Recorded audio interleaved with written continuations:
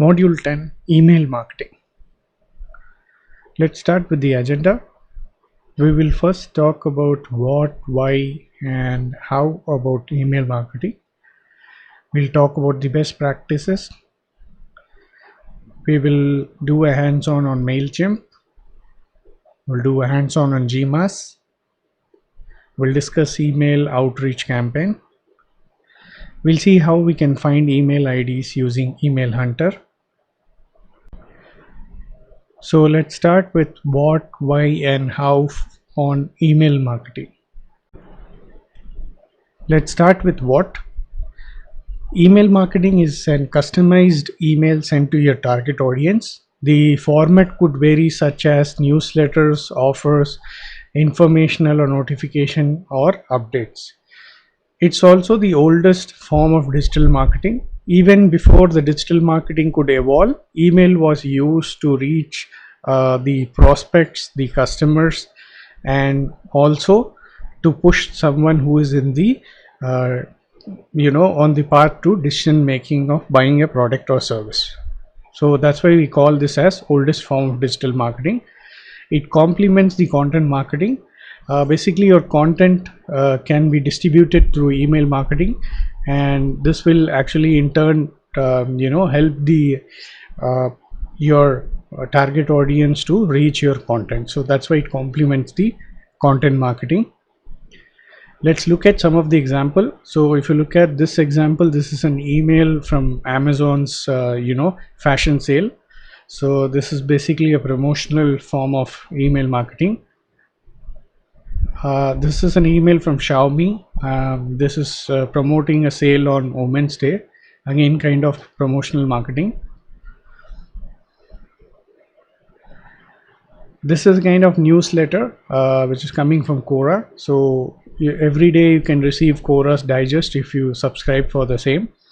So this is a kind of newsletter named as Quora's Daily Digest. This is coming from an app called PhonePe. So this is a form of, again, a promotional email marketing, and this is to invite users for the various recharge plans of various telecom companies. Let's talk about why email marketing. So email marketing has high return on investment. That is, you get more bang for your bucks across the channel in digital marketing. You can create, again, high brand recall value. The more often you connect with your target audience who were opted for your email, you can keep reminding them about your brand, and this will increase recall value, and it will stay on top of their mind. You can market with the help of email to your prospects, right from your prospects to your customers. To if it's a prospect, if it's in the verge of making decision, you can market them. If somebody is already your customer, you can market them to become advocate through referrals, and you can actually move the prospect from one stage to make him transact with help of email marketing. That is why email marketing is very important, and that is why most often brands or businesses and services choose email marketing. Now you can also trigger email marketing based on somebody's action, behavior, or timeline. Suppose if somebody signed up for an email on your blog or on your website, you can send him a welcome mail instantly. After that, if there is no activity for 2 or 3 days, you can send him a reminder email, post which once he acts, you can keep communicating him or engaging him with the email. So these triggers are possible with email marketing. That is why we have importance of email marketing in digital marketing. Email marketing is also called as pillar of inbound marketing. That is, you create a lot of pull with the help of email. As I said before, if you send different types of emails, such as promotion or newsletter or notification, the customers are bound to see that once, because more than any other channel in digital, people usually regularly usually check their inbox in certain interval of time, and when you have the email in the inbox with your promotion message or with your notification or any kind of message which is related to their action behavior or based on their timeline, you can always have higher chances of getting them to your, or pulling in them to your business, towards your business, that is to your website, blog, or content, which will actually make them to transact in one point in time. So that's why it's called as pillar of inbound marketing. Let's see how we can start on digital email marketing. Basically, you can run your email marketing with the help of email marketing platforms. You can have an integrated CRM. You can have hosted solution, that is self-hosted solution for your email, or has platform as a service solutions. You can even have outsource it to an agency or have an in-house dedicated team. So this is how you can start doing your email marketing. So there are few practices before we start a hands-on on email marketing. Let's discuss the same. The first comes the regulation. Always remember, you need to have opt-in permission from your subscribers, and also give them an option to stop any point in time, an option to stop your communication to them any point in time embedded within your email communication. So this is the first and foremost important thing in the email marketing, that you need to have opt-in. Next, you need to remember, when you're doing global email marketing campaigns, there are restrictions in Europe, in various other continents such as Europe Union, where you have something called GDPR. So with the help of GDPR, a user has right to understand how his data being used. That is, if you're setting a cookie, and if you're triggering any action or remarketing action from your email marketing campaign, you need to be very clear that what kind of data is being used, and how long you're going to use the data, and where the data is stored, and does the user have an option to delete or recall the data. So this is very important in terms of doing email marketing in Europe. Next is Canada. So if you're doing an email marketing campaign across Canada, you need to remember there is a Canada anti-spam law, and the penalty ranges from few million to up to 10 million. So it varies from individuals to businesses. You need to have opt-in, and there are certain other regulations which you need to follow under Canada's anti-spam law. You cannot send unsolicited emails to users in Canada or citizens of Canada. So please remember, when you do email marketing in Europe Union, Canada, you need to have certain guidelines to be followed. So let's talk about US. US has something called CAN-SPAM Act.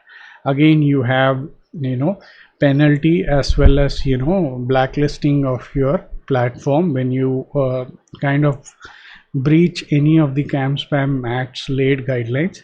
The first and foremost basic is the opt-ins. If you do not have opt-ins and you're going to send unsolicited emails, commercial emails, or advertising or promotional emails, then you are liable to be penalized if proven in CAN-SPAM Act, and this usually is raised by users if your email or if your email's content has been notified by users to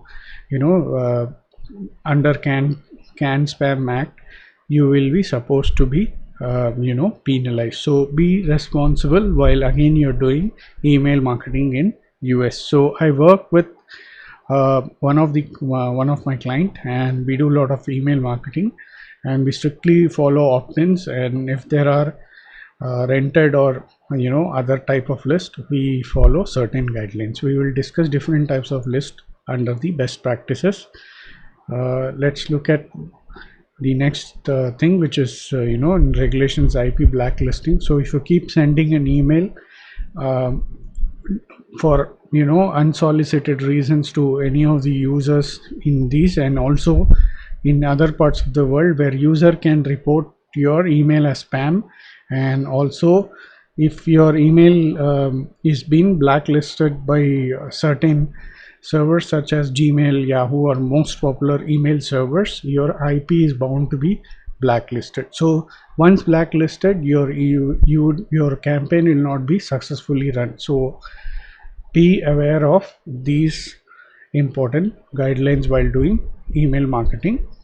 Also, it is important when you run mass blasters, do have opt-in, or your mass blasters it's way different when you do email marketing at global level when you do in India, because most of us ignore here and we do not have any strong IT act to curb such practices. But however, across the globe, if you're going to use mass blasters, be aware that if you do not have a proper campaign goal and proper opt-in permission, again there will be you will be blacklisted, and your mass blaster IP can also be blacklisted. Also, the platform which is providing the mass blasters may be penalized. So be aware of all this when you do email marketing.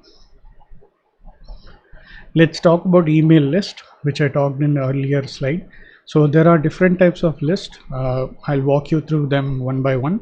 First is email rented list, next is purchase list, third is owned or house list, fourth is shared list. So basically rented list is something which you know, as the term suggests, you're gonna pay a little fee to rent an email list, that is list of subscribers or list of email IDs from someone. It may be an email marketing agency, it may be a consultant, it may be even a company itself which does email marketing. So rented list has certain advantages, disadvantages.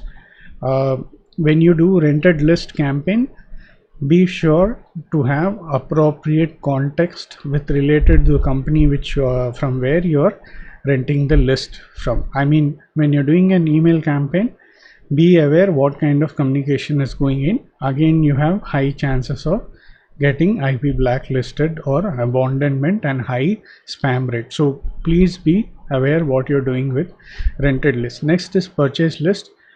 This is pretty common. A lot of people sell email IDs on web, and also they sell it on physical media such as pen drives and CDs, saying this is a credit card list, this is a home buyers list, this is loan availers list, and all that.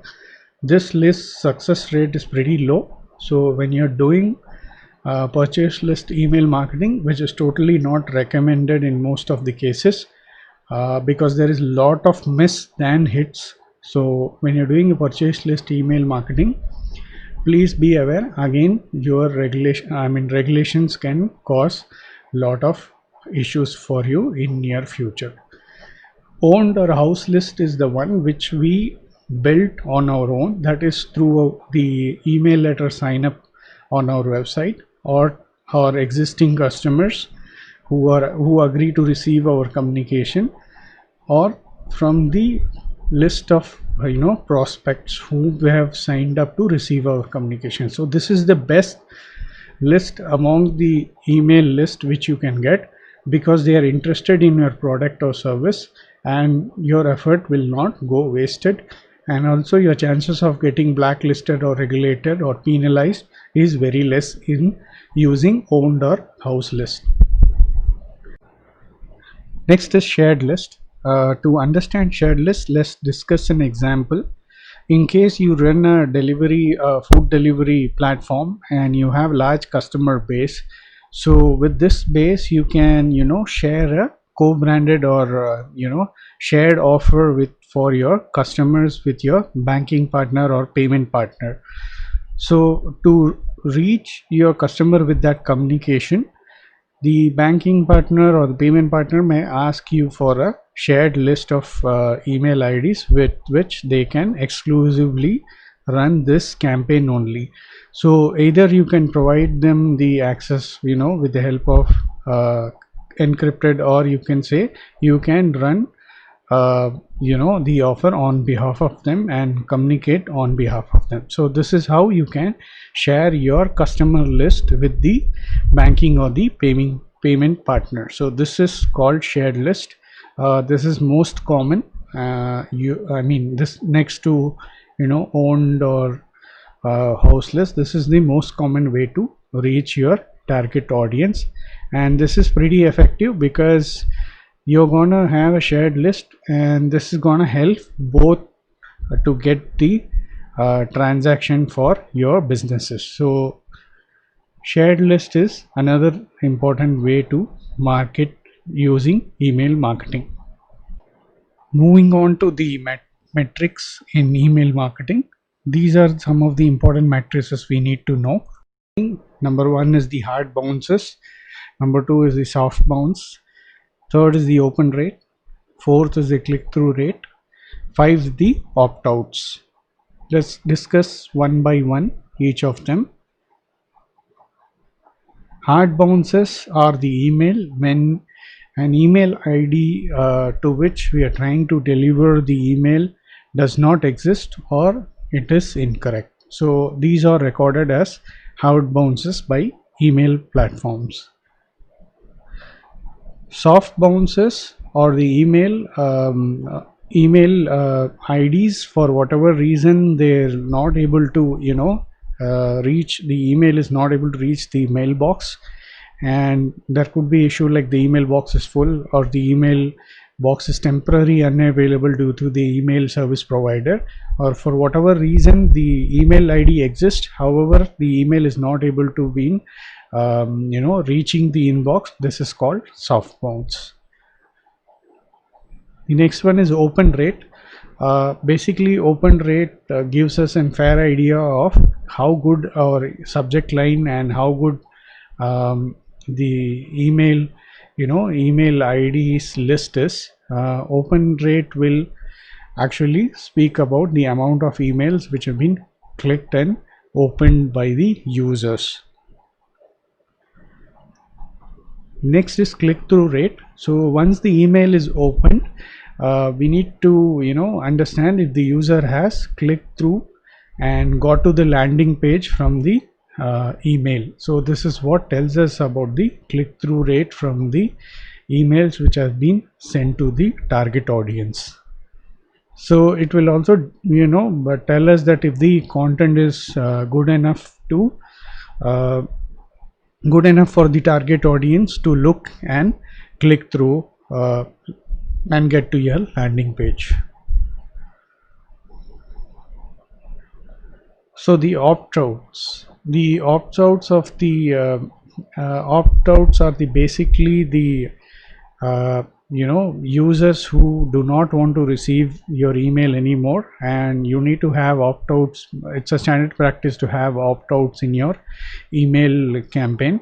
So when you add opt-outs and you have high percentage of opt-outs for your email campaign, that means the email might be irrelevant or the users no longer need your email to be received. So this is what opt-outs talk about.